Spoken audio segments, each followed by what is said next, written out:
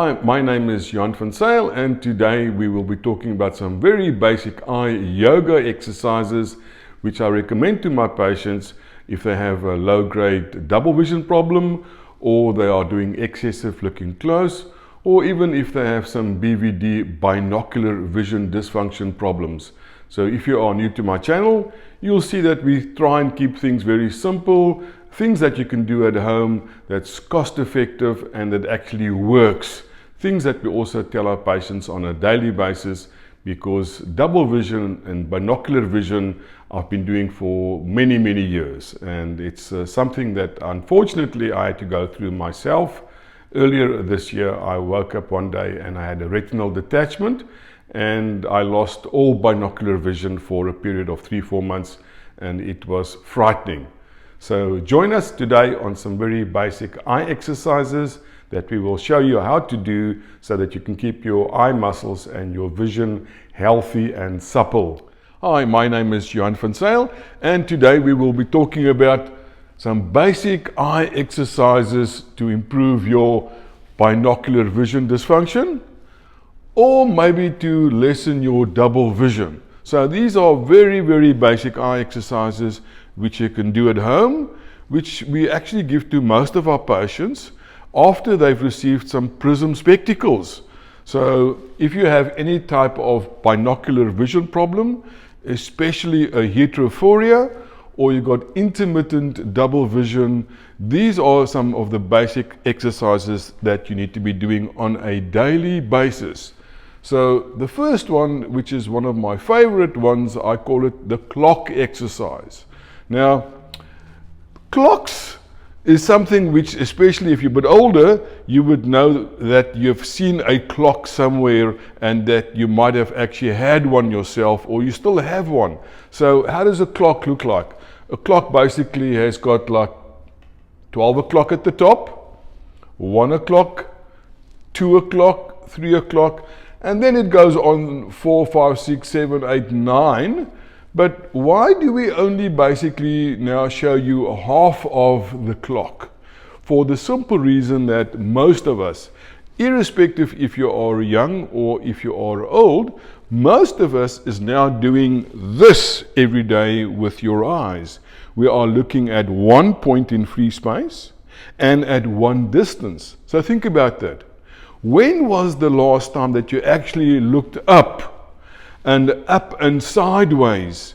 And this is what, if you do have a bit of a problem with time, this is the one single exercise that you should be doing every single day. And how does this clock exercise work? Very simple. Just imagine that you're now looking straight, so keep your head nice and straight in front, and now just take your arm and go towards 3 o'clock and come back, or 9 o'clock and come back slowly. So you want to keep your head stationary and you want to look as much as possible to the side. So get those eyeballs moving. And here is a tip. If you have somebody that you're living with, let them actually record you when you are doing your visual exercises. So take another mobile phone or take a mobile phone and record what those eyeballs are doing, so that you can look at your eyes after you've done the exercise. So again, very simple. You start off with 9 o'clock, come back to the middle point, to 10 o'clock, come back, 11 o'clock, come back, 12 o'clock, come back. And I just tell my patients, use your hands, and then let's go swap hands, do 1 o'clock, come back, 2 o'clock, come back, 3 o'clock. We're not actually too worried about looking down, because that is what you're doing the whole single day. You are looking at your computer, you are looking at the paperwork, your mobile phone, you're looking this way, you're looking that way. But when was the last time that you actually looked up? So look up, look at 12 o'clock, look at 1 o'clock, look at 11 o'clock directions. Don't just look down all the time. That is the one single exercise you should be doing if you are doing excessive looking close, as I said, irrespective of age.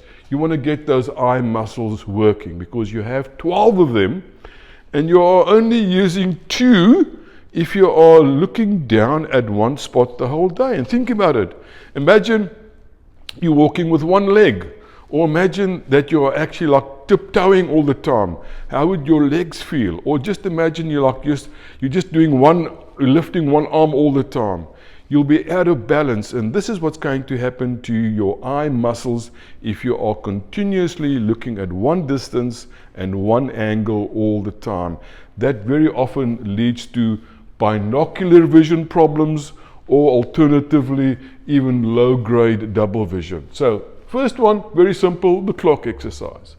The second one is the cross exercise, which is a little bit more, it's very similar. I just call it the cross. So it's what I call a half a cross exercise, a full cross exercise, full cross, and then I call it the double cross. So what is the half a cross? Half a cross, again, very, very effective if you have got eye muscles that actually want to stare inside. So you have an esophoria, or what we call an esotropia. Your eye muscles, they want to relax inside like this. They want to be coming in the whole time. So what you want to do, again, you just take your fingers, take your hand, and just keep your head stationary and look totally towards the left. Track those eyes, track that hand as much as possible. You need to feel that eyeball moving. And as I said, if somebody can actually take a video of you, that'll even be better. So why are we doing this? So what often happens is that if you are having this problem where you have what we call convergence excess or esophoria, you want to get this eye muscle that pulls the eye out. You want to get this eye muscle stronger, because the only one that's working is this one. These ones that pull the eye closer. So you want to get those eye muscles exercising that actually pulls the eyes out. Unfortunately, it's very difficult to do it just like up and down. You want to move the eyes totally towards the right, and you want to move the eyes totally towards the left. That's what I call the half cross. And if you have any type of divergence problem where your eyes struggle to divert, they don't want to like look up and look straight, they want to be like this all the time. You want to get those eye muscles that pull the eyes out. You want to get those eye muscles stronger. So that's what we call the half cross. Now what's the full cross? It's just a cross. And again, all what you're adding now is you're adding the up and the down. So you look left and right, and then you look up and down. And what is the double cross? So now you're going left and right, up and down, but now very, very important, you also go at an angle up and an angle down. And you're going at an angle up and at an angle down. So you're adding all these extra motions to your eye muscles, and your eye muscles are very unique. It's got some eye muscles that actually twist the eyeball and pull it up at an angle. So doing the double cross exercise, making sure you do the angles up and down is very, very important. Now the next one is what I call the sky nose. Now, what the heck is the sky nose exercise? Again, it's just filling up on some of these additional exercises. It's just something a little bit more strenuous. You're working from a nice and simple exercise to something that's a little bit more complicated. And again, what are we doing? Very simple. It says the sky nose. So you look at the sky, keep the head stationary, look at the sky, and then what you're doing? You want to look at your nose. And you look at the sky, and then look at the nose, and make sure that if you are using a mobile phone, look at the mobile phone as well when you're looking down. So look up and look at your nose, make sure that your mobile phone is focused on your eyes, so you can actually track those two eyeballs to see what your eyeballs are doing. So sky nose, very simple. Look up and look at your nose and make sure those two eyes can actually converge and they are converging at the same angle. Very, very important. Sky nose. Now, what is burpee looking? Sounds weird, doesn't it?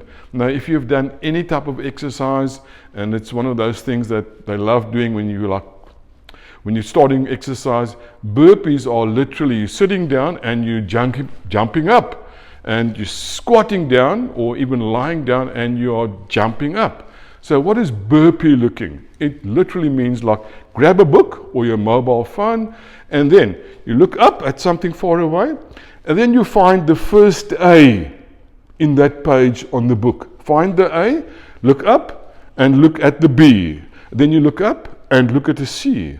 Then you look up and you look at a D.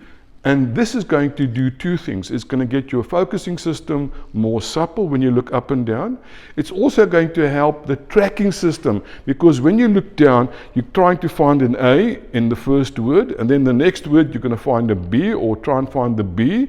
Then carry on with the paragraph and find a C and a D. Look up and look down, and you want to carry on with the alphabet, and that's burpee looking. And the next one now is the Brock string. I have done a complete video on the Brock string, and the Brock string is really one of my favorite exercises, and it just involves a piece of string that you hold underneath your nose. You do need a little bit of binocular vision with the Brock string. So I always advise the patient, start off with these other exercises, start off doing the clock exercise or the cross exercise. If you have convergence problems, do the sky nose exercise. And then of course the burpee looking as well works extremely well, but only then do you start with a Brock string. So it's just a piece of string that you hold underneath your nose, and you make sure that you hold it in such a way that when you hold it underneath your nose, try and get your hand as close as possible to your nose underneath, so you don't actually see your hand. Remember that any distortion, if you have a double vision problem or if you have a binocular vision problem, distortion is your enemy. The more distortion you have in your visual field or in your world, the easier that eye that's maybe weak, that easier that eye is going to just drift or get switched off by the brain. So the Brock string exercise does a lot of things, but it's primarily there to teach your mind what is normal double vision and what is abnormal double vision, and to try and get the focusing and the motor system so that they work in harmony with each other. So you can have a look at my complete video on the Brock string, certainly one of my all-time favorite exercises in the practice. And then the last one that you consider doing is what we call pencil push-ups.